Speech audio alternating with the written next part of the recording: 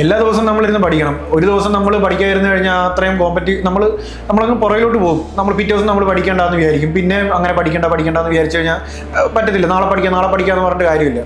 എല്ലാ ദിവസവും നമ്മൾ ഒരു 3 മണിക്കൂർ അല്ലെങ്കിൽ 4 മണിക്കൂർ എങ്ങനെ പോലും നമ്മൾ പഠിച്ചിരിക്കണം. നമ്മൾ എന്തുമായാലും മോക്ക് ചെയ്യുമ്പോൾ ആദ്യമേ കയറി ചെല്ലുമ്പോൾ തന്നെ 100 മാർക്ക് കിട്ടാനൊന്നും പോകുന്നില്ല. നമ്മൾ മോക്ക് ചെറുതിൽ നിന്നാണ് നമ്മൾ ഓരോ ദിവസം നമ്മളിങ്ങനെ ബിൽഡ് ചെയ്ത് വരും. നമ്മുടെ കോൺഫിഡൻസ് ബിൽഡ് ചെയ്ത് വരും. ഒരു ദിവസം 30 മാർക്ക് ആയിരിക്കും കിട്ടും, ചിലപ്പോൾ 40 മാർക്ക് കിട്ടും, ചിലപ്പോൾ അത് 20 മാർക്കിലോട്ട് മാറുമായിരിക്കും. നമ്മളിപ്പോൾ മാർക്ക് കുറഞ്ഞെന്നും പറഞ്ഞിട്ട് നമ്മൾ നാളെ പഠിത്തം നിർത്താമെന്നോ അങ്ങനെ ചിന്തിച്ചിട്ട് കാര്യമില്ലല്ലോ. എൻ്റെ ഒരു ഫിലോസഫി വെച്ചിട്ട് ഇപ്പം നിങ്ങൾക്ക് പറ്റാത്തതായിട്ടൊരു കാര്യമില്ല. ഇപ്പം എന്നെ കൊണ്ടാണെന്നുണ്ടെങ്കിൽ എന്നെ കൊണ്ട് ചെയ്യാൻ പറ്റും. ഇപ്പം ഞാൻ നോക്കുന്ന അടുത്ത എക്സാം എന്ന് നോക്കിയാൽ അത് എന്നെ കൊണ്ട് പറ്റുന്നതാണെന്നാണ് ഞാൻ വിചാരിക്കുന്നത്. അല്ലെങ്കിൽ എൻ്റെ കോർ കൺസെപ്റ്റ് എന്ന് പറഞ്ഞാൽ എന്നെ കൊണ്ട് പറ്റുന്നതാണ്. ദിശ അക്കാഡമി ഏറെ അഭിമാനത്തോടു കൂടി പരിചയപ്പെടുത്തുന്ന അടുത്ത ജോലി കിട്ടിയ, റെയിൽവേയിൽ ജോലി നേടിയ ഒരാളെയാണ് ദിശ അക്കാഡമിയുടെ തന്നെ സ്വന്തം സ്റ്റുഡൻ്റായ മിഥുൻ.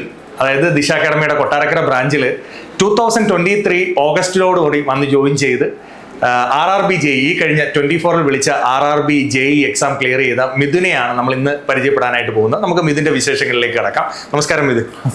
മിഥുന്റെ കാര്യങ്ങളൊക്കെ ഒന്ന് പറയാമോ? എൻ്റെ പേര് മിഥുൻ. ഞാൻ ഹരിപ്പാട് നിന്ന് വരുവാണ്. വീട്ടിൽ അച്ഛൻ, അമ്മ, അനിയൻ, അമ്മൂമ്മ, അപ്പൂപ്പൻ. ഓക്കെ. അപ്പം പഠിച്ചതൊക്കെ എവിടെയാ? ഞാൻ കാർമലാണ് പഠിച്ചത്. BTech Carmel college of engineering പുന്നപ്പറയിലാണ് പഠിച്ചത്. ഏതായിരുന്നു? ഇലക്ട്രിക്കൽ എഞ്ചിനീയറിംഗ് ആയിരുന്നു. എങ്ങനെയാണ് ദിശയിലേക്ക് വന്നത്? അതിൽ നിന്നോട്ട് നമുക്ക് തുടങ്ങാം, ഒന്ന് പറഞ്ഞോ. ഞാൻ വീട്ടിലിരുന്ന് തന്നെ പഠിക്കാൻ തുടങ്ങിയതാണ്. RRB JEEക്ക് വേണ്ടി വീട്ടിലിരുന്ന് തന്നെ തുടങ്ങാമെന്ന് ഞാൻ വിചാരിച്ചു. അപ്പോൾ എൻ്റെ കൂട്ടുകാരനുണ്ട്, അപ്പോൾ അവനോടാണ് പഠിക്കാൻ വേണ്ടി തുടങ്ങിയത്. അപ്പോൾ ഞാൻ ആദ്യമേ റീസണിങ് ആണ് ഞാനാദ്യമേ എടുത്തത്. ആദ്യമേ ടോപ്പിക് എന്ന് പറഞ്ഞാൽ റീസണിങ് ഞാൻ എടുത്ത് റീസണിങ് പഠിക്കാമെന്ന് വിചാരിച്ചു. റീസണിങ്ങിൻ്റെ ഒരു 2-3 ടോപ്പിക്ക് പഠിച്ചിട്ട് ഒന്നും മനസ്സിലാവുന്നില്ല. മീൻസ് കുറച്ചൊന്ന് ക്ലാരിറ്റി വരാനുണ്ട്. അപ്പോൾ ഞാൻ ആ ക്ലാരിറ്റിക്ക് വേണ്ടി ഞാൻ യൂട്യൂബിനകത്ത് റീസണിങ്ങിൻ്റെ കാര്യങ്ങൾ RRB ചെയ്യുന്ന റീസണിങ്ങിൻ്റെ കുറച്ച് ടോപ്പിക്ക് ഞാൻ നോക്കി. അപ്പം അതിലൊരു വീഡിയോ സാറിൻ്റെ ആയിരുന്നു. സാറായിരുന്നു പഠിപ്പിച്ചുകൊണ്ടിരുന്നത്. അപ്പം ഞാൻ ക്ലാസ് ഫുള്ളൊന്ന് കണ്ടു നോക്കി. അപ്പം കൊള്ളാം, നല്ല ക്ലാസ്സാണ്, എനിക്ക് ഇഷ്ടപ്പെട്ടു. അതുകൊണ്ട് ഞാൻ ക്ലാസ് എനിക്കൊന്ന് ഞാൻ സാറിനെ വിളിച്ചെന്ന് തോന്നുന്നു. സാറിനെ വിളിച്ചിട്ട് ഞാൻ പറഞ്ഞു, ഞാനിങ്ങനെ RRB JEE നോക്കാൻ പോകുന്നുണ്ട്. അപ്പോൾ ആരാ പഠിപ്പിക്കുന്നത് ഞാൻ ചോദിച്ചായിരുന്നു. സാറ് തന്നെയാണോ പഠിപ്പിക്കുന്നത്? എനിക്കറിയത്തില്ലായിരുന്നു സാറിൻ്റെ സ്ഥാപനമാണെന്നുള്ളത് എനിക്കറിയത്തില്ലായിരുന്നു. അപ്പോൾ സാറ് തന്നെയാണോ പഠിപ്പിക്കുന്നതെന്ന് ഞാൻ ചോദിച്ചു. അതെ, സാറാ പഠിപ്പിക്കുന്നതെന്ന് പറഞ്ഞു. ഓക്കെ, അങ്ങനെയാണെങ്കിൽ ഞാനൊന്ന് തിരക്കാം, ഡീറ്റെയിൽസ് ബാക്കിയൊന്ന് അറിയാൻ വേണ്ടി ഞാൻ വരാമെന്ന് പറഞ്ഞു. ഞാൻ അങ്ങനെ വന്നു. അപ്പം കൊട്ടാരക്കരയാണല്ലോ, എൻ്റെ വീട് ഹരിപ്പാടാണ്. അപ്പം ഏകദേശം ഒരു 1.5 മണിക്കൂറത്തെ യാത്രയുണ്ട്. അപ്പം ഹോസ്റ്റൽ സർവീസ് ഉണ്ടെന്ന് പറഞ്ഞു. ആൾക്കാർ ഹോസ്റ്റലിൽ നിൽക്കുന്നുണ്ട്. അപ്പം എന്നാൽ ഹോസ്റ്റൽ എടുക്കാമെന്ന് വിചാരിച്ചു. ഹോസ്റ്റൽ അങ്ങനെ കണ്ടു, എല്ലാം കുഴപ്പമില്ല. അപ്പോൾ അന്നുകൂട്ടി ഞാൻ ഹോസ്റ്റലിൽ എനിക്ക് 2 ദിവസം കഴിഞ്ഞിട്ടാന്ന് തോന്നുന്നു സ്റ്റാർട്ട് ചെയ്യാൻ. എത്രയും പെട്ടെന്ന് സ്റ്റാർട്ട് ചെയ്യണമല്ലോ, കോമ്പറ്റീഷൻ കൂടുവാണ്. അതുകൊണ്ട് അന്ന് ഞാൻ വന്ന് സംസാരിച്ചു, സാറിനെ കണ്ട് സംസാരിച്ചു, സ്റ്റാർട്ട് ചെയ്യാൻ തുടങ്ങി. അന്നുകൂട്ടി ഞാൻ ഹോസ്റ്റലിലാണ്. ഈ RRB JEE എന്നുള്ള ലക്ഷ്യം നിന്റെ മനസ്സിൽ ക്ലിയർ ആയിട്ട് അങ്ങ് കയറിയായിരുന്നു? അതായത് എനിക്ക് RRB JEE തന്നെ വേണം എന്നൊരു ലക്ഷ്യം ഉണ്ടായിരുന്നു? RRB എൻ്റെ കൂട്ടുകാരൻ വഴിയാണ് ഈ RRB JEEയുടെ കാര്യം അറിയുന്നത്. അതുവരെ ഞാൻ KCBയുടെ EE ഒക്കെ ആയിരുന്നു നോക്കിക്കൊണ്ടിരുന്നത്. ടെക്നിക്കലാണ് എനിക്ക് കുറച്ചുകൂടെ താല്പര്യം. ടെക്നിക്കൽ എക്സാം കിട്ടണതാണ് കുറച്ചുകൂടെ താല്പര്യം. അപ്പോൾ RRB JEE എന്ന് പറഞ്ഞ് ഞാനിങ്ങനെ അറിഞ്ഞു. അപ്പം ഞാനിങ്ങനെ നെറ്റിലൊക്കെ നോക്കി എങ്ങനെയാണ് ഇതിൻ്റെ കാര്യങ്ങളൊക്കെ. അപ്പം നമ്മൾ ആദ്യമായിട്ട് നോക്കുമല്ലേ. ഇപ്പോൾ ഇത്രയും ടോപ്പിക് ഉണ്ട്, നോൺ ടെക്നിക്കലുണ്ട്, ടെക്നിക്കലും നോൺ ടെക്നിക്കലും 2 പാർട്ടിൽ. ഇപ്പോൾ ടെക്നിക്കലുണ്ട്, നോൺ ടെക്നിക്കലുണ്ട്. അപ്പോൾ ഇത് നമ്മളെ കൊണ്ട് പറ്റുമെന്നൊക്കെ ഉള്ള ആദ്യത്തെ കുറച്ച് ഡൗട്ടൊക്കെ എന്തുമായാലും കാണുമല്ലോ. അപ്പോൾ പിന്നെ ഞാനത് കുറച്ചുകൂടെ റിസർച്ച് ചെയ്യാൻ തുടങ്ങി. അത് എങ്ങനെയൊക്കെയാണ്, അല്ലെങ്കിൽ എങ്ങനെയാണ് എക്സാം സിലബസ് ഒക്കെ എങ്ങനെയാണ്, പഠിക്കുന്നത് എങ്ങനെയാണ്, എല്ലാ കാര്യങ്ങളൊക്കെ നോക്കി അതൊക്കെ ഒന്ന് റിസർച്ച് ചെയ്യാൻ വരുമായിരുന്നു. എനിക്ക് തോന്നുന്നു 2023 ആ ഒരു ടൈമിലാണ് ഇത്. 2019 ഒന്ന് വിളിച്ചിട്ടുണ്ടായിരുന്നു. അപ്പം 2020 വിളിക്കുമെന്നുള്ളൊരു ഇതുണ്ടായിരുന്നു, വന്നിട്ടുണ്ടായിരുന്നു. എല്ലാവരും പറയുന്നുണ്ടായിരുന്നു വരാൻ തുടങ്ങിയത്. അപ്പം 2023 വരും, അല്ലെങ്കിൽ 2024 ആ ഒരു ടൈമിൽ വരുമെന്നാണ് പറഞ്ഞിരുന്നത് ആദ്യം. അപ്പോൾ മുന്നേ അങ്ങ് പഠിച്ചു.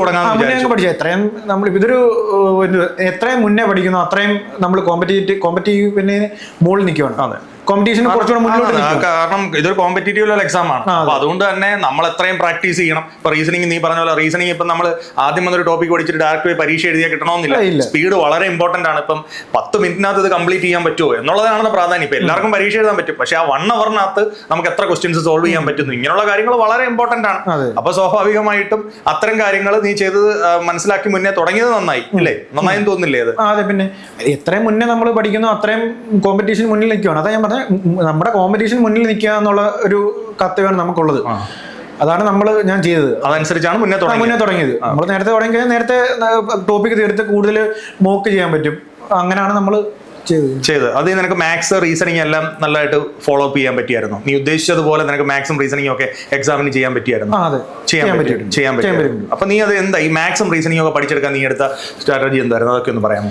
മാത്സ് ആണെങ്കിൽ നമ്മളിപ്പോ ആദ്യമേ ഒരാള് ഇപ്പൊ ഞാനൊരു പുതിയതായിട്ട് വരുന്ന ഒരാളാണെന്ന് വിചാരിക്കാം. ഞാനിപ്പോ ആദ്യമേ അവിടെ ചെന്നു, അവിടെ ഒരു ടോപ്പിക്ക് നമ്മൾ ആദ്യമേ എന്തൊക്കെയാണ് നമുക്ക് അതിനകത്ത് വേണ്ടത്, അല്ലെങ്കിൽ എന്തൊക്കെ സിലബസ് ആണ് കാര്യങ്ങൾ നമ്മൾ ആദ്യമേ ഒന്ന് അറിയണം. എന്നിട്ട് നമ്മളത് ഒരു ബേസിക് ആയിട്ടുള്ള കുറച്ച് ക്വസ്റ്റ്യൻസ് ഉണ്ടല്ലോ, അത് നമ്മളൊന്ന് ചെയ്ത് അത് ബേസിക് ആയിട്ടുള്ള കാര്യങ്ങൾ നമ്മളൊന്ന് പഠിച്ച് ഒന്ന് ചെയ്ത് നോക്കണം. എന്നിട്ട് നമ്മൾ മോക്ക് ഒരു ഒന്നോ രണ്ടോ അല്ലെങ്കിൽ ഒരു ഒന്നോ രണ്ടോ മോക്കൊന്ന് ചെയ്ത് നോക്കണം. നമ്മുടെ ലെവലുണ്ട് എത്ര ഉണ്ടെന്ന് അറിയാൻ വേണ്ടി ഒരു നോക്കണം. അത് കഴിഞ്ഞിട്ട് നമ്മൾ ചെയ്യേണ്ടതെന്ന് പറഞ്ഞാൽ കൂടുതൽ നമ്മുടെ വർക്ക്ഷീറ്റ് അല്ലെങ്കിൽ നമ്മുടെ ബുക്സ് ചെയ്തിട്ട് അതിനകത്തൊന്നും കുറേ ബേസിക്സ് ആയിട്ടുള്ള കാര്യങ്ങൾ, എല്ലാ ബേസിക്സ് ആയിട്ടുള്ള കാര്യങ്ങൾ എല്ലാം നമ്മളൊന്ന് ക്ലിയർ ആയിരിക്കണം, ക്രിസ്റ്റൽ ക്ലിയർ ആയിരിക്കണം. ബേസിക് ആയിട്ടുള്ള കാര്യങ്ങൾ എന്നാണ് ഇത് ഒരു ഫൗണ്ടേഷനാണ്. ബേസിക് എന്ന് നമ്മുടെ ഒരു ഫൗണ്ടേഷനാണ്. ഇതിൽ നിന്നാണ് നമ്മൾ മുകളോട്ട് കയറി വരുന്നത്. അപ്പം ബേസിക് ആദ്യമേ സെറ്റ് ആക്കാനുള്ള കാര്യമാണ് നമ്മൾ ചെയ്യേണ്ടത്. ബേസിക്സിൽ നിന്നാണ് നമ്മൾ ബാക്കിയുള്ള കാര്യങ്ങളെല്ലാം തുടങ്ങുന്നത്. അതിന് ആ ഒരു ബേസിക് സെറ്റ് ചെയ്യാൻ എത്ര ടൈം എടുക്കും മൊത്തത്തിൽ? നിനക്ക് എത്ര സമയം എടുത്തു? മീൻസ് നീ വന്നു കഴിഞ്ഞതിന് ശേഷം നിനക്ക് എത്ര സമയം എടുത്തു ഈ ബേസിക് ഒന്ന് കംപ്ലീറ്റ് ചെയ്യാൻ? അതായത് മാത്സ്, റീസണിങ്, ജനറൽ സയൻസ് ഒരു 6 മാസം കൊണ്ട് ബേസിക്സ് നമുക്ക് കംപ്ലീറ്റ് ചെയ്യാവുന്നതേ ഉള്ളൂ. ഓക്കെ. അതേ രീതിയിൽ നല്ല രീതിയിൽ നോക്കുവാണെന്നുണ്ടെങ്കിൽ നല്ല രീതിയിൽ ഇരുന്ന് നമ്മൾ നോക്കണം. നമ്മൾ ദിവസം നമ്മൾ കൺസിസ്റ്റൻസിയാണ് ഇതിനകത്തൊരു ഫാക്ടർ എന്ന് പറഞ്ഞാൽ. എല്ലാ ദിവസവും നമ്മളിരുന്ന് പഠിക്കണം. ഒരു ദിവസം നമ്മൾ പഠിക്കാതിരുന്നു കഴിഞ്ഞാൽ അത്രയും നമ്മളങ്ങ് പുറകിലോട്ട് പോകും. നമ്മൾ പിറ്റേ ദിവസം നമ്മൾ പഠിക്കേണ്ടെന്ന് വിചാരിക്കും. പിന്നെ അങ്ങനെ പഠിക്കേണ്ടെന്ന് വിചാരിച്ചു കഴിഞ്ഞാൽ പറ്റത്തില്ല. നാളെ പഠിക്കാന്ന് പറഞ്ഞിട്ട് കാര്യമില്ല. എല്ലാ ദിവസവും നമ്മൾ ഒരു 3 മണിക്കൂർ അല്ലെങ്കിൽ 4 മണിക്കൂർ എങ്ങനെ പോലും നമ്മൾ പഠിച്ചിരിക്കണം. നമ്മൾ പഠിച്ചാലേ നമുക്ക് മുന്നോട്ട് പോകാൻ പറ്റും. നമ്മൾ ഇമ്പ്രൂവ് ചെയ്യണമെങ്കിൽ നമ്മൾ പഠിക്കണം, നമ്മൾ മനസ്സിലാക്കണം, നമ്മളത് ഇമ്പ്രൂവ് ചെയ്യണമെങ്കിൽ അങ്ങനെയല്ല നമുക്ക് നടക്കത്തുള്ളൂ. അതെ, അത് വളരെ വലിയൊരു പോയിന്റ് ആണ്. കാരണം പല ആളുകളും വിചാരിക്കുന്നത് ഇന്ന് പഠിച്ചു ഇനിയിപ്പോൾ 2 ദിവസം കഴിഞ്ഞിട്ട് പഠിക്കാം. അല്ല, എല്ലാ ദിവസവും ചെയ്യുകയും ആ എക്സാമിനെ മനസ്സിൽ കണ്ടുകൊണ്ട് എല്ലാ ദിവസവും പ്രാക്ടീസ് ചെയ്യുകയും ചെയ്യാന്ന് പറഞ്ഞാൽ വലിയൊരു കാര്യമാണ് നമ്മൾ ചെയ്യേണ്ടത്. ഓക്കെ. അപ്പം ബേസിക് കവറപ്പ് ചെയ്തു, മോക്ക് എക്സാംസ് പ്രാക്ടീസ് ചെയ്തു, അങ്ങനെയൊക്കെയാണ് നീ ആ ടയർ 1 വേണ്ടിയിട്ടുള്ള എന്താണ് ടയർ 1, ടയർ 2 നിനക്ക് എങ്ങനെയാണ് ഫീൽ ചെയ്യുന്നത്? ഈ RRB JEE എന്ന് പറഞ്ഞു കഴിഞ്ഞാൽ ഫസ്റ്റ് ടയർ എന്ന് വെച്ചാൽ നോൺ ടെക്നിക്കൽ ആണ് വരുന്നത്, സെക്കൻഡ് ടയർ ടെക്നിക്കലും ഉണ്ട്, അതിനകത്തും ഉണ്ട് നോൺ ടെക്നിക്കൽ പാർട്ട്. എങ്ങനെയാണ് നീ അതിനെ ഹാൻഡിൽ ചെയ്തത് എന്ന് പറയുന്നത്? ഞാൻ പറഞ്ഞില്ല, ടയർ 1 എന്ന് പറഞ്ഞാൽ ബേസിക്സ് കാര്യങ്ങളെല്ലാം നിങ്ങൾ ഒരുമാതിരി നല്ല രീതിയിൽ ഫ്ലുവൻ്റ് ആയിരിക്കണം. ബുക്സ് ഉണ്ട്, ഇതിനിപ്പം YCD ബുക്സ് ഉണ്ട്. YCD ബുക്സ് ഞാൻ 5 പ്രാവശ്യമെങ്കിലും YCD ബുക്സ് ഞാൻ പ്രീവിയസ് ഇയർ ക്വസ്റ്റ്യൻസ് ഞാൻ ചെയ്ത് നോക്കുന്നുണ്ട്. ഈ പല സോഴ്സിലോട്ട് പോകാതെ ഒറ്റൊരു സോഴ്സിലോട്ട് മാത്രം അത് ഫോക്കസ് ചെയ്യുക. ഒരു ബുക്ക് 10 പ്രാവശ്യം ചെയ്യുന്നതിനെക്കാട്ടിലും നല്ലത് ചെയ്യുന്നതാണ് നല്ലത്. പല ബുക്കുകൾ പഠിക്കുന്നതിനെക്കാട്ടിലും നല്ലത് ഒരു ബുക്ക് 10 പ്രാവശ്യം നിങ്ങൾ ചെയ്ത് നോക്കുക. അത് ഫ്ലുവൻ്റ് ആയിട്ടിരിക്കണം. അതായത് ഈച്ച് ആൻഡ് എവറി കോർണർ നമ്മൾ പ്രാക്ടീസ് ചെയ്തിരിക്കണം. പിന്നെ മോക്ക് എന്ന് പറഞ്ഞ ഒരു ഇമ്പോർട്ടന്റ് ആയിട്ടുള്ള ഫാക്ടറാണ്. ഈ എക്സാം ക്രാക്ക് ചെയ്യണമെങ്കിൽ മോക്കിലാണ് ഇരിക്കുന്ന കാര്യം എന്ന് പറഞ്ഞത്. ആണ്. കാരണം 1 മണിക്കൂർ തന്നെ ആ ഒരു ചലഞ്ചിനെ ഫേസ് ചെയ്യാൻ പഠിക്കുക അല്ലേ? നിങ്ങൾ പഠിച്ച കാര്യം അവിടെ ചെന്ന് നിങ്ങൾക്കത് ചെയ്യാൻ പറ്റുന്നുണ്ടോ എന്നുണ്ടെങ്കിൽ കാണിക്കാൻ വേണ്ടിയാണ് എക്സാം എന്ന് പറഞ്ഞാൽ. അതാണ് ശരിക്കും പറയുന്നത്. നിങ്ങൾ പഠിച്ച കാര്യം നിങ്ങൾ അവിടെ ചെന്ന് നിങ്ങൾക്ക് അത് ചെയ്യാൻ പറ്റുന്നുണ്ടോ, അല്ലെങ്കിൽ നിങ്ങൾക്ക് അത് കാര്യം അറിയാവുന്നതാണ് അവർ ടെസ്റ്റ് ചെയ്യുന്നത്. അപ്പം നിങ്ങൾ ചെയ്യേണ്ടതെന്ന് പറഞ്ഞാൽ മോക്ക് കൂടുതൽ ചെയ്യാൻ തുടങ്ങുക. മോക്കുകൾ ചെയ്ത് ആദ്യമൊക്കെ എനിക്ക് മോക്ക് ചെയ്തിട്ട് ഒരു 40 അല്ലെങ്കിൽ 30 മാർക്കൊക്കെ ആയിരിക്കും. അപ്പം നമ്മൾ ഡൗൺ ആയി പോകും. നമ്മൾ എന്തുമായാലും മോക്ക് ചെയ്യുമ്പോൾ ആദ്യമേ കയറി ചെല്ലുമ്പോൾ തന്നെ 100 മാർക്ക് കിട്ടാനൊന്നും പോകുന്നില്ല. നമ്മൾ മോക്ക് ചെറുതിൽ നിന്നാണ് നമ്മൾ ഓരോ ദിവസം നമ്മളിങ്ങനെ ബിൽഡ് ചെയ്ത് വരും. നമ്മുടെ കോൺഫിഡൻസ് ബിൽഡ് ചെയ്ത് വരും. ഒരു ദിവസം 30 മാർക്ക് ആയിരിക്കും കിട്ടും, ചിലപ്പോൾ 40 മാർക്ക് കിട്ടും, ചിലപ്പോൾ അത് 20 മാർക്കിലോട്ട് മാറുമായിരിക്കും. നമ്മളിപ്പോൾ മാർക്ക് കുറഞ്ഞെന്നും പറഞ്ഞിട്ട് നമ്മൾ നാളെ പഠിത്തം നിർത്താമെന്നോ അങ്ങനെ ചിന്തിച്ചിട്ട് കാര്യമില്ലല്ലോ. നമ്മൾ ദിവസം നമ്മളിങ്ങനെ ഇമ്പ്രൂവ് ചെയ്ത് വരിക. മോക്കുകൾ ചെയ്ത് നോക്കുക, കൂടുതലും മോക്കുകൾ ചെയ്യുക. നമ്മൾ മോക്ക് ചെയ്യുന്നതനുസരിച്ചാണ് നമ്മൾ അവിടെ ചെന്ന് എത്ര സ്പീഡിൽ ചെയ്യാൻ പറ്റുന്നത്. കണക്കൊക്കെയാണ് എത്ര സ്പീഡിൽ നമുക്ക് ചെയ്യണം, നമുക്കിത് എത്ര സ്പീഡിൽ കണക്ക് ചെയ്യണം എന്നുള്ള കാര്യം നമ്മൾ തീരുമാനിക്കുന്നത് മോക്കിലൂടെയാണ്. ഇപ്പം എനിക്കും തോന്നിയിട്ടുള്ള ഒരു കാര്യം, കാരണം പിള്ളേർ കുറെ കാര്യങ്ങൾ പഠിക്കുന്നു. ഈ പഠിക്കുന്നതിന് എങ്ങനെ കൺക്ലൂഡ് ചെയ്ത് നോക്കണം എന്നുള്ളത് വളരെ ഇമ്പോർട്ടന്റ് ആയിട്ടുള്ള കാര്യമാണ്. അതിന് നമുക്കൊരു ട്രയൽ എക്സാമുകളാണ് മോക്ക് എക്സാംസ് എന്ന് പറയുന്നത്. അപ്പൊ ട്രയൽ എക്സാംസിൽ നമ്മൾ എത്ര വിജയിക്കുന്നു എന്നനുസരിച്ച് നമുക്ക് തന്നെ ഉറപ്പ് വരുത്താം ഈ എക്സാമിലേക്ക് പോകുമ്പോൾ. അപ്പൊ SSC റെയിൽവേ എക്സാമുകൾക്ക് പ്രിപ്പയർ ചെയ്യുന്നവർ മസ്റ്റായിട്ടും എക്സാമിന് മുമ്പ് ഇത്തരം പ്രാക്ടീസസ് മസ്റ്റായിട്ടും ചെയ്തിട്ട് പോകേണ്ടതായിട്ടുണ്ട്. ഓക്കെ. അപ്പം നോൺ ടെക്നിക്കൽ എന്ന് പറയുമ്പോൾ ഞാൻ ഈ പറയുന്നത് സയൻസ് സബ്ജക്റ്റുകൾ ഇതൊക്കെ നന്നായിട്ട് പഠിച്ചായിരുന്നു. സയൻസ് സബ്ജക്ട് നമുക്ക് 30 മാർക്കിന്റെ സയൻസ് സബ്ജക്ട് സയൻസിൽ നിന്ന് ചോദിക്കുന്നതാണ്. അപ്പൊ 30 മാർക്കിൽ ഒരു 28 മാർക്കെങ്കിലും നമ്മൾ സ്കോർ അവിടെ ചെയ്തിരിക്കണം. സയൻസ് നമ്മുടെ റെയിൽവേയുടെ അല്ല 10th ബേസും 12th ബേസും ആ ഒരു അതൊരു ടോപ്പിക് മാത്രം മതി. NCERT ടെക്സ്റ്റ് അല്ലെങ്കിൽ SCERT ടെക്സ്റ്റ് ഇതെടുത്തിട്ട് അതിനെപ്പറ്റി നമ്മൾ പഠിക്കുക, നോട്ട് എഴുതുക. നോട്ട് നമ്മൾ എന്തുവരെ എഴുതി വെക്കണം. നോട്ട് എഴുതി അത് പഠിച്ചാൽ മാത്രം മതി. അത് ആ ഒരു ബേസ് മാത്രം നമുക്ക് സയൻസിൽ നിന്ന് പ്രതീക്ഷിക്കുന്നുള്ളൂ, അത്ര മതി. നീ നമ്മുടെ ക്ലാസ്സുകളെല്ലാം അറ്റൻഡ് ചെയ്യുന്നുണ്ടായിരുന്നു? സയൻസിന്റെ ക്ലാസ്സുകളൊക്കെ ഉണ്ടായിരുന്നു. നിത്യ മിസ് ഉണ്ടായിരുന്നു, അതുല്യ മിസ് ഉണ്ടായിരുന്നു. നമുക്ക് ക്ലാസ് ഒക്കെ നമ്മൾ ക്ലാസ്സെല്ലാം അറ്റൻഡ് ചെയ്തു. ആ ഒരു ഏരിയ നിന്റെ സ്ട്രോങ് ആക്കിയായിരുന്നു. ആ ഒരു ഏരിയ സ്ട്രോങ്. എനിക്ക് എത്ര മാർക്ക് ഉണ്ടായിരുന്നു ടയർ 1 എക്സാം? ടയർ 1 എനിക്ക് 80 മാർക്ക് സ്കോർ ചെയ്യാൻ പറ്റി. ടയർ 2 എത്ര മാർക്ക് സ്കോർ ചെയ്യാൻ? ടയർ 2 എനിക്ക് തോന്നുന്നു 100. ഞങ്ങൾക്ക് 2 ഷിഫ്റ്റ് ഉണ്ടായിരുന്നു. രണ്ടാമത്തെ ഷിഫ്റ്റിന് 107 മാർക്കായിരുന്നു. 109 മാർക്കായിരുന്നു. ഇപ്പൊ ഏത് ഡിപ്പാർട്ട്മെന്റിലാണ് കിട്ടിയിരിക്കുന്നത്? എനിക്ക് ജനറൽ സർവീസ് ആണ്. ജനറൽ സർവീസ് ആണ് കിട്ടിയിരിക്കുന്നത്. നീ പഠിച്ചത് ഇലക്ട്രിക്കൽ ബ്രാഞ്ചാണ്. അപ്പൊ കറക്റ്റ് ഏജ് നിനക്ക് എത്ര വയസ്സുണ്ട്? എനിക്ക് 25 വയസ്സ്. അതും വളരെ ഒരു വലിയ കാര്യമാണ്. ഇപ്പൊ നമ്മുടെ അക്കാഡമിയിൽ ഇപ്പം റിസൾട്ട് നേടിയിട്ടുള്ള ആളുകളെ എല്ലാം ശ്രദ്ധിച്ചാൽ വളരെ ചെറിയ പ്രായത്തിൽ ജോലി നേടിയ ആളുകളാണ്. അത് സത്യത്തിൽ ഒരു വലിയ കാര്യമാണ്. കാരണം ഒരാൾ സക്സസ് അച്ചീവ് ചെയ്യുന്ന അയാളുടെ ഒരു 34 വയസ്സൊക്കെ കഴിഞ്ഞിട്ട് അല്ലെങ്കിൽ 30 വയസ്സ് കഴിഞ്ഞിട്ടെന്ന് പറയുമ്പോൾ തന്നെ നമ്മുടെ ലൈഫിൽ കുറേ നിർണായകമായ കാര്യങ്ങൾ കടന്നു പോകേണ്ടതായിട്ട് വരും. അപ്പൊ അതിനുമ്പോ ഒരു 25 ഏജ് ആകുമ്പോഴത്തേക്കൊക്കെ തന്നെ ആയി എന്ന് പറയുമ്പോൾ, ഒരു ജോലി ആയി എന്ന് പറയുമ്പോൾ ഒരുപാട് കാര്യങ്ങൾ ഇനി എനിക്ക് പ്ലാൻ ചെയ്യാൻ പറ്റും. അങ്ങനെയുള്ള പ്ലാനുകളൊക്കെ ഒന്ന് പറയാമോ? എന്തൊക്കെയാണ്? വിവാഹത്തെക്കുറിച്ചുള്ള പ്ലാന്, അല്ലെങ്കിൽ ഇനി വീട് വെക്കണോ, അങ്ങനെയൊക്കെയുള്ള എന്തൊക്കെ പ്ലാനുകളോ? അങ്ങനെയൊക്കെയുള്ള പ്ലാൻ. ഇപ്പോഴത്തെ പ്ലാൻ എന്ന് പറഞ്ഞാൽ ഇപ്പം ഞാനിപ്പോ ജെയുടെ ഇപ്പം പരീക്ഷ എക്സാം കിട്ടി. ഞാൻ അടുത്ത എക്സാംസ് ഇപ്പം ഞാനിപ്പം UPSC ESC എന്ന് പറഞ്ഞ എഞ്ചിനീയറിംഗ് സർവീസ് എക്സാം, അത് ഞാനിപ്പം പ്രിപ്പയർ ചെയ്യുന്നുണ്ട്. അപ്പം അങ്ങനെ മുകളിലോട്ട് അടുത്ത നമ്മളെ കൊണ്ട് ഇപ്പം എന്നെ കൊണ്ട് ഇപ്പം ഒരു വർഷം മുന്നേ എൻ്റെ അടുക്ക വന്നിട്ട് പറയുകയാണ് നിനക്ക് ജെയ് കിട്ടുമെന്ന് പറഞ്ഞാൽ ഞാൻ പറയും എനിക്ക് കിട്ടുമോ, അല്ലെങ്കിൽ എനിക്ക് നമ്മളെ കൊണ്ട് പറ്റുമോ എന്ന് ഞാൻ ചിന്തിക്കുമല്ലോ. ഒരു കോൺഫിഡൻസ് ഇല്ലായിരുന്നു. ഇപ്പൊ എൻ്റെ അടുക്ക പറഞ്ഞു കഴിഞ്ഞാൽ എനിക്ക് ജെയ് കിട്ടും, ഇനി അടുത്ത എക്സാംസ് നമ്മൾ ക്ലിയർ ചെയ്യാൻ നോക്കുക. അടുത്ത പറ്റുന്ന എക്സാംസ് ഇപ്പൊ എന്നെ കൊണ്ട് ഇമ്പ്രൂവ് ചെയ്യാൻ പറ്റും. അപ്പം അത് ചെയ്യാൻ നോക്കുക, നിങ്ങൾ മാക്സിമം ഇമ്പ്രൂവ് ചെയ്യാൻ നോക്കുക. കിട്ടുന്ന നല്ല കുറെ എക്സാംസ് ഉണ്ട്. ഇപ്പൊ ആൾക്കാർ പറയുന്നത് ജോലി ഇല്ലെന്ന് പറയുന്നത്. എന്തുകൊണ്ട് അവർ എക്സാംസ് നോക്കുന്നില്ല? CGL-ലുണ്ട്, ഇഷ്ടംപോലെ എക്സാംസ് വിളിക്കുന്നുണ്ട്. സെൻട്രൽ ഗവൺമെന്റ് എക്സാംസ് ഇഷ്ടംപോലെ വിളിക്കുന്നുണ്ട്. സ്റ്റേറ്റ് ഗവൺമെന്റ് ഉണ്ട്, സെൻട്രൽ ഗവൺമെന്റ് ഉണ്ട്. നിങ്ങൾ ആ എക്സാംസ് ക്ലിയർ ചെയ്യാൻ നോക്കുക.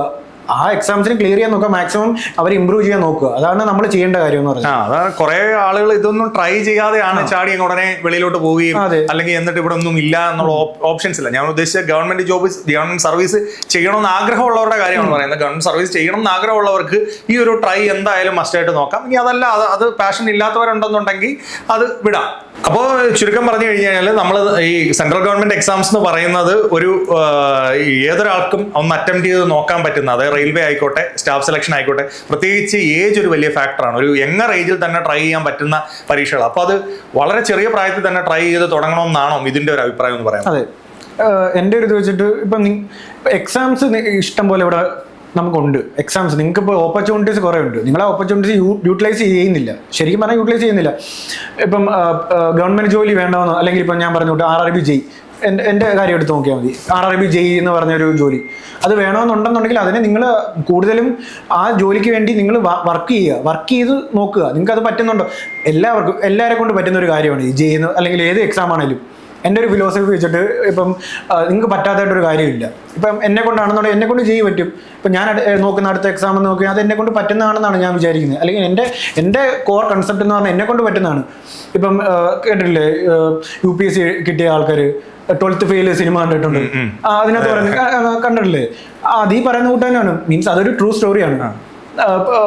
ഏറ്റവും ലോ ലെവലിൽ നിന്ന് വന്ന ഒരു ആളാണ്, സാധാരണപ്പെട്ട ഒരാളാണ്. അയാൾക്കാണ് UPSC എക്സാം എഴുതിയിട്ട് IAS കാരനോ അല്ലെങ്കിൽ IPS കാരനോ ആവാൻ പറ്റുന്നുണ്ടെങ്കിൽ നമ്മളെ കൊണ്ട് എന്തുകൊണ്ട് പറ്റുന്നില്ല? അല്ല, നമ്മുടെ പഠിച്ച മാർക്കുകളോ അല്ലെങ്കിൽ 10ാം ക്ലാസ്സിൽ കിട്ടിയ മാർക്കോ +2 കിട്ടിയ മാർക്കോ ഒന്നും ഇതിനകത്തൊരു ഘടകമൊന്നും അല്ല. നമ്മൾ ഏത് മൊമെന്റിലാണ് നമുക്ക് ആ കോൺഫിഡൻസ് വരുന്നത്. അത് ഞാൻ അതും ചോദിക്കാൻ കാരണം കുറെ ആൾക്കാർ ചോദിക്കുന്നുണ്ട്, ഈ ഫെയിലിയേഴ്സിനെ എങ്ങനെ ഹാൻഡിൽ ചെയ്യുന്നു? അതായത് ഇപ്പം നിങ്ങളിപ്പോൾ ഒരു പരീക്ഷ എഴുതുമ്പോൾ ചിലപ്പോൾ കിട്ടാത്ത പരീക്ഷകൾ വരും. അപ്പോൾ അതിനെ നിങ്ങൾ എങ്ങനെയാണ് ഹാൻഡിൽ ചെയ്തത്? അപ്പം ഇതിനെ സംബന്ധിച്ച് ഇതിനെ എങ്ങനെയാണ് ഹാൻഡിൽ ചെയ്തത്?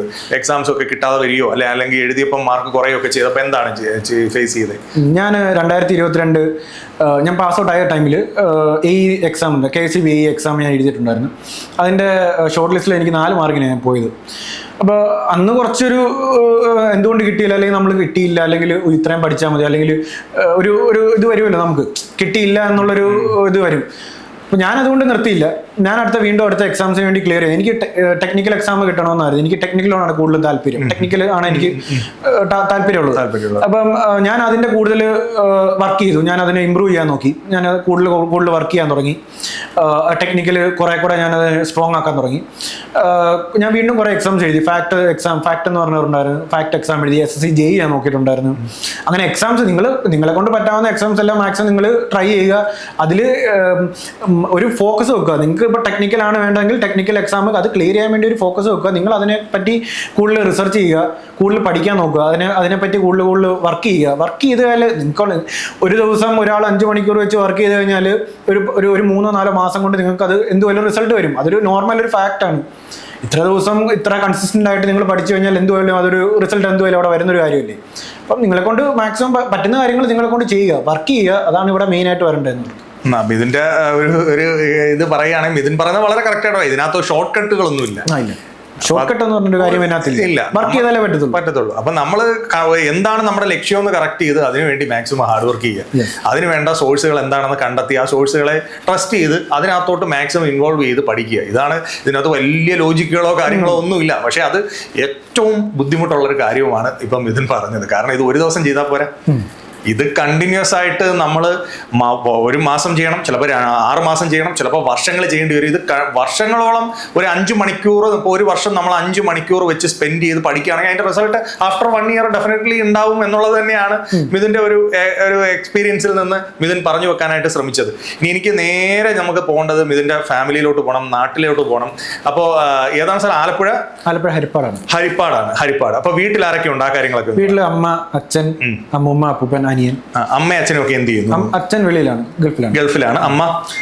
അമ്മ ഹൗസ് വൈഫാണ്. അനിയനോ? അനിയൻ ഇലക്ട്രിക്കലിന്റെ വർക്ക് തന്നെ. ഇലക്ട്രിക്കൽ വർക്ക് പരിപാടിയാണ്. അപ്പൊ എന്തോ പഠിച്ചത് അനിയൻ? IT ആണ് പഠിച്ചത്. ഓക്കെ. അപ്പൊ ഇവരെയൊക്കെ ചോദിക്കണം. ഇവരൊക്കെ വീഡിയോയിൽ ചോദിച്ചില്ലെങ്കിൽ ഇവർ പറയും ഇവർ ഞങ്ങളെ പറ്റി ഒന്നും ചോദിച്ചില്ല എന്നുള്ള കാര്യങ്ങളൊക്കെ പറയും. അപ്പൊ ഫാമിലിയിൽ ഇങ്ങനെ, അപ്പം ഫാമിലിയിൽ നിന്നുള്ള സപ്പോർട്ട് എത്രത്തോളം ഉണ്ടായിരുന്നു പഠിക്കുന്നത്? ഫാമിലിയിൽ അച്ഛനൊക്കെ നല്ല സപ്പോർട്ടായിരുന്നു. എനിക്ക് ഇഷ്ടമുള്ളതെല്ലാം പഠിക്കാം. അതെ, എനിക്ക് എൻ്റെ MTech എടുക്കണമെന്നൊക്കെ പറഞ്ഞിട്ടുണ്ടായിരുന്നു. MTech എടുക്കണമെന്ന്. ഞാനപ്പോ ഒരു ജോലിക്ക് വേണ്ടിയാണ് ഞാൻ പിന്നെ നോക്കിയത്. ജോലി നോക്കാമെന്ന് വിചാരിച്ചു. MTechനോട്ട് പോകേണ്ട, ജോലി വേണമെന്നും പറഞ്ഞ് ഞാൻ അതിനുവേണ്ടി തന്നെയാണ് നിന്നത്. വീട്ടിൽ നല്ല സപ്പോർട്ടായിരുന്നു. അച്ഛനും അമ്മയും എല്ലാവരും, മാമനും മാമിയും എല്ലാവരും നല്ല സപ്പോർട്ടായിരുന്നു വീട്ടിൽ നിന്ന്. ഈ ജോലി കിട്ടിയത് അറിഞ്ഞപ്പോൾ എന്തായിരുന്നു സന്തോഷം? എങ്ങനെ ഉണ്ടായിരുന്നു വീട്ടുകാരുടെ? വീട്ടിൽ ഓട്ടോമാറ്റിക്കലി എന്തുപോലും അറിയാം ജോലി കിട്ടുമെന്ന്. കാരണം ഞാൻ നല്ല രീതിയിൽ പഠിക്കുന്നുണ്ട്. നമ്മൾ എല്ലാ ദിവസവും ഇരുന്ന് പഠിക്കുന്ന കാണുന്നുണ്ട് അവർക്ക്.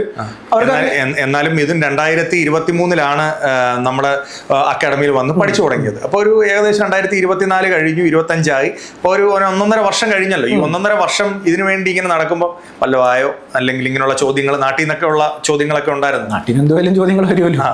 അതിനൊക്കെ എങ്ങനെ നേരിട്ടു? വെളിയിൽ പോകണമെന്നൊക്കെ വല്ലതും പറഞ്ഞ ആൾക്കാര് ഗൾഫിലല്ലേ അങ്ങനെ ട്രൈ ഉണ്ടായിരുന്നു. എല്ലാവരും പറയുന്നുണ്ടായിരുന്നു വെളിയിലോട്ട് ഒന്ന് നോക്കിക്കൂടെ എന്ന് ആൾക്കാരൊക്കെ ചോദിക്കുന്നുണ്ടായിരുന്നു. എനിക്ക് നാട്ടിൽ നിൽക്കണം. എൻ്റെ എനിക്ക് നാടാണ് കുറച്ചുകൂടെ താല്പര്യം. നാട്ടിൽ നിൽക്കണമെന്നാണ് എനിക്ക് ഒരു നാട്ടിൽ നിൽക്കണമെന്നായിരുന്നു. അതുകൊണ്ടാണ് നമ്മളിത് നോക്കിയത്. ഇത്തരം ചോദ്യങ്ങളെയൊക്കെ എങ്ങനെ നേരിട്ടു?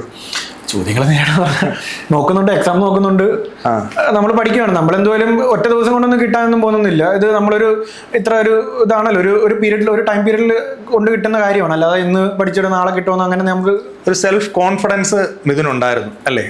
കിട്ടും എന്നൊരു കോൺഫിഡൻസ് കൃത്യമായിട്ട്. എനിക്ക് ALP കിട്ടിയായിരുന്നു, Tier 1 ടെക്നീഷ്യൻ കിട്ടിയിട്ടുണ്ടായിരുന്നു. അപ്പം ALP കിട്ടിയ ടൈമിൽ Tier 2 ഞാനത് പ്രിപ്പയർ ചെയ്തില്ല. കാരണം എൻ്റെ ഒരു ഫോക്കസ് എന്ന് പറഞ്ഞാൽ JEE ആയിരുന്നു. അപ്പോൾ ഞാൻ അത് ഫോക്കസ് ഞാൻ ചെയ്തില്ല. JEE തന്നെ ഫോക്കസ് ചെയ്തു. എനിക്കൊന്ന് ടെക്നീഷ്യൻ എനിക്ക് കിട്ടിയായിരുന്നു. ട്രിവാൻഡ്രം ആയിരുന്നു. ടെക്നീഷ്യൻ അറബി സോൺ എന്ന് പറഞ്ഞാൽ ട്രിവാൻഡ്രം ആയിരുന്നു. അപ്പോൾ അവിടത്തേക്ക് എനിക്ക് DVക്ക് പോകേണ്ട ദിവസത്തിൽ തന്നെ ആയിരുന്നു ഈ JEEയുടെ റിസൾട്ട് വന്നത്. ഞാൻ പിന്നെ അതിനെ പോയില്ല. അപ്പോൾ നമ്മളൊരു ഫോക്കസ് ഞാൻ എന്തുപോലും വെച്ചിട്ടുണ്ടായിരുന്നു. RRB JEE എന്ന് പറഞ്ഞൊരു ഫോക്കസ് ഞാൻ വെച്ചിട്ടുണ്ടായിരുന്നു. അതിനുവേണ്ടി തന്നെ ഞാൻ വർക്ക് ചെയ്തു. അങ്ങനെയാണ് നമുക്ക്.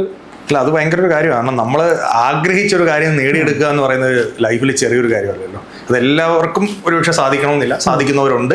പക്ഷെ ആ ഒരു ആഗ്രഹിച്ചൊരു കാര്യം നേടിയെടുത്തു എന്ന് പറയുന്നത് ഭയങ്കര ഒരു നമുക്ക് തന്നെ നമ്മളെ തന്നെ ഒരു റെസ്പെക്ട് തോന്നുന്നൊരു ഇത് തോന്നുമല്ലോ. തീർച്ചയായിട്ടും അങ്ങനെ ഒരു അഭിമാന ബോധം ഉണ്ടായോ പിന്നെ എക്സാം ക്ലിയർ ചെയ്തപ്പോഴത്തേക്ക്? കഷ്ടപ്പെട്ട് പഠിച്ച കാര്യമാണ്. ഞാൻ ഹോസ്റ്റലിൽ ഞാൻ പറഞ്ഞില്ലേ സാറേ, ഹോസ്റ്റലിൽ നിന്നാണ് പഠിച്ചത്. ദിശയിലെ ഹോസ്റ്റലിൽ നിന്നാണ് പഠിച്ചത്. അവിടെ ഞങ്ങളെല്ലാവരും എനിക്ക് തോന്നുന്നു ഒരു 10 മണിയാകുമ്പോൾ പഠിക്കാൻ തുടങ്ങും. ഒരു 5 മണി 4 മണി വരെ നമ്മൾ പഠിക്കും. രാത്രി 10 മണിക്ക്? രാത്രി 10 മണിക്ക്. നമ്മൾ അവിടെ ടർഫ് ഉണ്ടായിരുന്നു, നമ്മൾ കളിക്കാനൊക്കെ പോകും. അവിടെ ഹോസ്റ്റലായതുകൊണ്ട് ചേട്ടന്മാരൊക്കെ ഉണ്ട്, വിഷ്ണു ചേട്ടൻ എല്ലാവരും ഉണ്ടായിരുന്നു. അപ്പൊ നമ്മൾ കളിക്കാനൊക്കെ പോകും. കളി കഴിഞ്ഞ ഒരു 10 മണിയാകുമ്പോൾ വരും. 10 മണി തൊട്ട് നമ്മൾ ഒരു 5 മണി വരെ അല്ലെങ്കിൽ ഒരു 4 മണി വരെ ഒന്ന് പഠിക്കും. പഠിക്കുന്ന ടൈമിൽ നമ്മൾ എന്തുപോലും അവിടെ കറക്റ്റായിട്ട് നമ്മൾ പഠിച്ചിരിക്കും. പഠിച്ചിട്ട് നമ്മൾ കിടക്കത്തുള്ളൂ. ഇപ്പൊ രാത്രി 10 മണിക്ക് തുടങ്ങുന്ന പഠിത്തം രാവിലെ വരെ പഠിക്കുമായിരുന്നു. എന്നെക്കാൾ 4 മണി വരെ ഞാൻ പഠിക്കുന്നുണ്ടെങ്കിൽ അവിടെ ഒരു 5 മണി 6 മണി വരെ ഒന്ന് പഠിക്കുന്നവരുണ്ട്. 6 മണിക്ക് പഠിച്ച് 9 മണിക്ക് ക്ലാസ്സിന് പോകുന്നവരുണ്ടായിരുന്നു. അവരെ കണ്ടിട്ട് നമ്മളതാണ് ഒരു മോട്ടിവേഷൻ എന്ന് പറഞ്ഞത്. രാഹുൽ എന്ന് പറയും, പത്തനംതിട്ട എന്ന് വരുന്നത് രാഹുൽ എന്ന് പറയും. അവര് അത്രയും ഫോക്കസ് ചെയ്യുക, അത്ര ഇരുന്ന് പഠിക്കുന്നുണ്ടെങ്കിൽ നമ്മളെ കൊണ്ട് എന്തുകൊണ്ട് പറ്റുന്നില്ല എന്നാണ് ഞാൻ ചിന്തിച്ചത്. നമ്മളിരുന്ന് പഠിക്കും. അപ്പൊ ഒരു ഗ്രൂപ്പായിട്ടുള്ള സ്റ്റഡിയൊക്കെ ഭയങ്കരമായിട്ട് ഗുണം. നല്ല ഗുണമാണ്. ഗ്രൂപ്പ് സ്റ്റഡിയാണ്. ഗ്രൂപ്പ് സ്റ്റഡി ചെയ്യുമ്പോൾ ബാക്കിയുള്ളവരെ കണ്ട് നമുക്കൊരു മോട്ടിവേഷനാണ്. ഇപ്പം ക്ലാസ്സിലാണെങ്കിലും ഞങ്ങൾ എല്ലാവരും ഇരുന്ന് ക്ലാസ്സിൽ ഇരുന്ന് അഭിരാജ്, ദേവി, സൂരജ് ഇവരെല്ലാവരും ഞങ്ങളിരുന്ന് ഗ്രൂപ്പ് സ്റ്റഡി ചെയ്യുമായിരുന്നു. ക്ലാസ്സിൽ ഇരുന്ന് നമ്മൾ ഗ്രൂപ്പ് സ്റ്റഡി ചെയ്യുന്നുണ്ടായിരുന്നു. അപ്പം നമ്മൾ അങ്ങോട്ടും ഇങ്ങോട്ടും നമ്മളിപ്പോൾ എന്തെങ്കിലും ക്വസ്റ്റ്യൻ തെറ്റിക്കഴിഞ്ഞാൽ നമ്മൾ അവരോട് ഡൗട്ട് ചോദിക്കും. അങ്ങനെ നമ്മൾ ഇമ്പ്രൂവ് ചെയ്യത്തുള്ളൂ. നമുക്കൊരു ബാക്കിയുള്ളവരോട് എല്ലാ ദിവസവും നമ്മളിരുന്ന് പഠിച്ചു കഴിയുമ്പോൾ നമ്മുടെ പ്രശ്നം എന്ന് പറഞ്ഞാൽ നമ്മൾ അതിൽ തന്നെ ആയി നമുക്കൊരു എല്ലാ ദിവസവും ഇരുന്ന് പഠിക്കും. ഒരു റോബോട്ടിനെ പോലെ നമ്മൾ എല്ലാ ദിവസവും ഇരുന്ന് നോക്കുമല്ലേ. നമ്മൾ ഒരു 5 മണിക്കൂറായാലും അങ്ങനെ ഇരുന്ന് പഠിക്കുമായിരുന്നു. നമ്മൾ ബാക്കിയുള്ളവരോട് സംസാരിച്ച് നമ്മൾ അവരുമായിട്ടൊരു മിങ്കിൾ ചെയ്ത് നമ്മൾ ഇതൊക്കെ ഒരു ഇൻട്രസ്റ്റിംഗ് ആയിട്ട് നമ്മൾ കൊണ്ടുപോകണം. അങ്ങനെയാണെങ്കിൽ നമുക്കൊരു ഇതുള്ളൂ. അതിന് ഒരു അക്കാഡമി എന്ന് പറഞ്ഞ ഒരു കാര്യം നല്ലൊരു ഫാക്ടറാണ്. നമ്മൾ അതിലൊരു ബാക്കിയുള്ള സ്റ്റുഡൻസുമായിട്ട് നമ്മൾ പഠിക്കുമ്പം നമുക്കൊരു നല്ലൊരു ഇതാണ്, മോട്ടിവേഷൻ തരുന്നതാണ്. അതെ, അത് വലിയൊരു ഇമ്പോർട്ടന്റ് ആയിട്ടുള്ള ഫാക്ടറാണ്. കാരണം പലപ്പോഴും നമ്മൾ ഒറ്റയ്ക്ക് വീട്ടിൽ ഇരുന്ന് പഠിക്കുമ്പോൾ ഇത് ഒരു ദിവസം കൊണ്ട് നേടിയെടുക്കാൻ പറ്റുന്ന ഒരു കാര്യമല്ല. ഇത് കണ്ടിന്യൂസ് പ്രോസസ് ആണ്. നമ്മുടെ മൈൻഡ് അതുപോലെ സഞ്ചരിക്കേണ്ടതായിട്ടുണ്ട്. അപ്പോൾ ചിലപ്പോഴൊക്കെ നമുക്ക് വിഷമം വരുന്ന സമയങ്ങളുണ്ടാവും, അല്ലെങ്കിൽ നമ്മൾ ഉദ്ദേശിക്കുന്ന പോലെ റിസൾട്ട് കിട്ടാതെ വരുന്നതോ ഒക്കെയുള്ള ആ സമയത്ത് കൂടെ എല്ലാവരും വരുമ്പോഴത്തേക്ക് നമ്മൾ ആ വിഷമം ഉണ്ടെങ്കിൽ അതങ്ങ് മറന്നു. അതൊരു അങ്ങനെ അത്ര ഒരു ഗുണം ഭയങ്കരമായിട്ട് ചെയ്തത്. നീ എത്ര നാളത്തെ ഉണ്ടായിരുന്നു നിന്റെ എഫേർട്ട് ഇവിടെ ഉണ്ടായിരുന്നു? ഞാൻ ഒരു വർഷം ഹോസ്റ്റലിൽ തന്നെ നിന്ന് സീരിയസ്ലി പഠിക്കുമായിരുന്നു അല്ലേ? ഓക്കെ. അപ്പൊ ആ കമ്പൈൻ സ്റ്റഡിക്ക് അന്ന് നമ്മുടെ കൂടെ ഈ RRB JEE തന്നെ നോക്കുന്ന കുറച്ച് പേരും ഉണ്ടായിരുന്നു. അവരെല്ലാം ഈ എക്സാംസ് തന്നെ ആയിരുന്നു നോക്കുന്നത്? RRB ഉണ്ടായിരുന്നു, CGL ഉണ്ടായിരുന്നു, അങ്ങനെ പല എക്സാംസ് നോക്കുന്നവരാണ്. ഈ ഒരു നോൺ ടെക്നിക്കൽ ഒക്കെ പഠിക്കാൻ ഒരു കോമ്പറ്റീഷൻ വന്നു. കോമ്പറ്റീഷൻ നമ്മുടെ ഇടയിൽ തന്നെ ഒരു കോമ്പറ്റീഷൻ നമ്മൾ എന്തെങ്കിലും വരുമല്ലോ. നമ്മള് ഇപ്പം ഒരാളത് കിട്ടിയില്ലെന്ന് പറയുമ്പോൾ നമ്മളത് ഹെൽപ്പ് ചെയ്യുക. എനിക്കൊന്ന് രാത്രിയുള്ള ടൈമിൽ നമ്മൾ ക്വസ്റ്റ്യൻസ് അങ്ങോട്ടും ഇങ്ങോട്ടും ചോദിക്കുന്ന ഒരു പരിപാടി ഉണ്ടായിരുന്നു ഹോസ്റ്റലിൽ തന്നെ. ഒരു മേശയൊക്കെ ഇട്ടിട്ട് ഓരോരുത്തർ ഓരോ ക്വസ്റ്റ്യൻ കണ്ടുപിടിച്ചുകൊണ്ട് വരും. എന്നിട്ട് അത് ആരാണ് ഫസ്റ്റ് ചെയ്യുന്നത്, അങ്ങനെയുള്ള കുറെ കാര്യങ്ങൾ നമ്മളവിടെ ചെയ്യുന്നുണ്ടായിരുന്നു. നമ്മള് ഹോസ്റ്റലാണ്, നമ്മൾ കുറച്ച് ടൈമൊക്കെ നമ്മൾ ചുമ്മാ ഫ്രീ ടൈമൊക്കെ എടുക്കുമെങ്കിലും പഠിക്കുന്ന ടൈമിൽ നമ്മൾ അവിടെ കറക്റ്റായിട്ട് തന്നെ പഠിക്കുന്നുണ്ടായിരുന്നു. ഞാൻ വന്ന് നിങ്ങളെ വെറുതെ തെറി വിളിച്ചോണ്ടിരുന്നല്ലേ? ഇവന്മാരെ ഞാൻ വിചാരിക്കുന്നത് നിങ്ങള് അവിടെ രാത്രി പഠിത്തമൊക്കെ ആണോ എന്നൊക്കെ ഉള്ള ഒരു വിഷയം ഉണ്ടായിരുന്നു. അത് ശരിക്കും പറഞ്ഞാൽ നിങ്ങൾ ആ ഉറക്കമൊന്നും വരാതെ ഉറക്കമൊക്കെ ഉളച്ച് നിങ്ങൾ പഠിക്കുമായിരുന്നല്ലേ? ഞങ്ങള് രാത്രിയിൽ എനിക്ക് തോന്നുന്നു ഒരു 12 മണി 1 മണിയൊക്കെ ആകുമ്പോഴത്തേക്ക് പഠിച്ചു കഴിഞ്ഞിട്ട് കുറച്ച് ഫ്രീ ടൈം വേണമല്ലോ. അപ്പൊ നമ്മൾ ചായ കുടിക്കാനൊക്കെ പോവാ. അവിടെ അടുത്ത് തന്നെ അല്ലേ ചായക്കടയിൽ ഒരു ചായ കുടിക്കുന്നു, തിരിച്ചു വന്ന് പഠിക്കുന്നു. പഠിക്കുന്ന ടൈമിൽ നമ്മൾ എന്തുപോലും വരുന്ന പഠിക്കണം. അപ്പൊ അത് ഒരു വർഷം അത് കണ്ടിന്യൂസ്ലി ചെയ്തു എന്ന് പറയുന്നത് ഒരു നിസ്സാരമായ കാര്യമല്ല.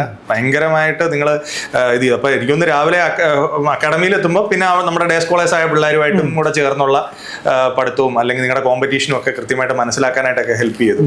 ഓക്കെ, ഇനി അങ്ങോട്ട് നമുക്ക് അടുത്തൊരു ഹയർ പ്രൊമോഷൻ എന്നുള്ള രീതിയിൽ ചിന്തിക്കുന്നത് ഏത് പരീക്ഷയ്ക്കാണ് നോക്കുന്നതെന്ന് പറഞ്ഞ്? JEE തന്നെ ആണെന്നുണ്ടെങ്കിൽ ഇപ്പൊ റെയിൽവേ തന്നെ ആണ്. ഇപ്പൊ എന്റെ ഈ റെയിൽവേ തന്നെ ആണെന്നുണ്ടെങ്കിൽ എനിക്കിപ്പോ പ്രൊമോഷൻ കിട്ടുന്ന സീനിയർ സെക്ഷൻ എഞ്ചിനീയർ SSC എന്ന് പറഞ്ഞ ആ ഒരു പോസ്റ്റാണ് കിട്ടുന്നത്. അതിന് നമ്മളിപ്പം ട്രെയിനിങ് ടൈമിൽ ഒരു എക്സാം ഉണ്ട്. ആ എക്സാമിന്റെ മാർക്ക് വെച്ചിട്ടാണ് നമ്മളിപ്പം സീനിയർ മുകളിലോട്ടുള്ള പോസ്റ്റിന് നമ്മൾ ക്രൈറ്റീരിയ നമ്മൾ ചെയ്യുന്നത്. അതിന് സീനിയോറിറ്റി വരുന്നതെന്ന് പറഞ്ഞാൽ ആ മാർക്ക് വെച്ചിട്ടാണ്. ട്രെയിനിങ്ങിൽ നമ്മൾ ഒരു എക്സാം ഉണ്ട്, അവസാന ടൈമിൽ ഒരു എക്സാം ഇടും. ആ എക്സാമിനെ മാർക്കിനെ ബേസ് ചെയ്തിട്ടായിരിക്കും നമ്മുടെ സീനിയോറിറ്റി SSC ആവുന്നതിനുള്ള സീനിയോറിറ്റി നമ്മൾ തീരുമാനിക്കുന്നത്. ഇപ്പൊ ഞാനിപ്പോ നോക്കുന്ന എക്സാം UPSC തന്നെ ESE എന്ന് പറഞ്ഞ എഞ്ചിനീയർ സർവീസിലേക്ക്. അതാണ് അടുത്തൊരു എയിം. അടുത്ത നമ്മൾ പറഞ്ഞു കഴിഞ്ഞാൽ ഈ ജോലിയിൽ മൈൻഡ് നമ്മൾ ഉറച്ചു നിൽക്കാനായിട്ട് ഉദ്ദേശിക്കുന്നില്ല, ഇനി ട്രൈ ചെയ്യാണ്. അപ്പം അത് ജോലി കിട്ടി, സാധാരണ എല്ലാവരും ജോലിയൊക്കെ കിട്ടി കഴിഞ്ഞു, ഇനി ഒന്ന് അടിച്ചു പൊളിക്കാന്ന് വിചാരിക്കുമ്പോൾ ഇതിന് അവിടെ നിന്നൊരു വ്യത്യസ്തമായ ചിന്തയാണോ വരുന്നത്? എല്ലാവരെ കൊണ്ട് പറ്റും. സിമ്പിളി ചോദിച്ചാൽ ഇതിനൊരു പഠിപ്പി മാത്രമാണോ? അങ്ങനല്ല, ഞാൻ നാട്ടില് കുറെ ഫ്രണ്ട്സ് ഉണ്ട്. ഞാനിവിടെ നിൽക്കാൻ കാരണം എന്ന് പറഞ്ഞാൽ നാട്ടിലെ ഫ്രണ്ട്സ് ആണ്. കമ്പനി ഭയങ്കരമായിരുന്നു. കമ്പനി നാട്ടിലെല്ലാവരും നാട്ടിൽ തന്നെയാണ് സെറ്റിൽ ചെയ്തേക്കുന്നത്. എല്ലാത്തന്നെ എല്ലാവരും നാട്ടിൽ തന്നെയാണ്. അപ്പം നാട്ടിൽ തന്നെ നിൽക്കാനാണ്. ഫ്രണ്ട്സുമായിട്ട് രാത്രി ഫ്രണ്ട്സുമായിട്ട് അവിടെ കറങ്ങാൻ പോകും. അങ്ങനെ ഒരു സമയം കുറെ പോവായിരുന്നു. എന്നാലും നമ്മളിരുന്ന് അതിനും ബാലൻസ് ചെയ്യുന്നുണ്ട്. നമ്മള് സമയം അത്ര സ്പെൻഡ് ചെയ്താലും നമ്മള് വൈകുന്നേരം വന്നിരുന്ന് പഠിക്കാനും നോക്കുന്നു. അതുകൊണ്ടാണ്. ഓക്കെ, അതുകൊണ്ടുകൂടാണ് ഹോസ്റ്റലിലോട്ട് മാറാനുണ്ടായ കാര്യം ഉണ്ടായല്ലേ? Okay okay okay. അപ്പം എന്തായാലും അടുത്തൊരു ലക്ഷ്യം മൈൻഡിൽ കണ്ട് പ്രാക്ടീസ് ചെയ്യണം, അല്ലെങ്കിൽ അതിനുവേണ്ടി ഇതിനൊപ്പം തന്നെ ട്രൈ ചെയ്യണം എന്നുള്ള ആഗ്രഹങ്ങളുണ്ട്. അപ്പൊ എന്തായാലും മിഥുന് ഒരു എല്ലാവിധ സക്സസും ഉണ്ടാവട്ടെ എന്ന് ഞങ്ങൾ ആഗ്രഹിക്കുകയാണ്. ദിശ അക്കാഡമിയെ സംബന്ധിച്ച് ഏറെ അഭിമാനമാണ്. കാരണം ഇപ്പോൾ റെയിൽവേയുടെ നമ്മുടെ റിസൾട്ട് വന്നപ്പോൾ ഒരുപാട് വിദ്യാർത്ഥികൾ പല ഇതിലേക്ക് കയറി. അപ്പോൾ അക്കൂട്ടത്തിൽ മിഥുനും RRB ജൂനിയർ എഞ്ചിനീയർ ആയിട്ട് കയറാനായിട്ട് പോവാണ്. ഇനി ഉയരങ്ങൾ കീഴടക്കാൻ സാധിക്കട്ടെ. Thank you, all the best.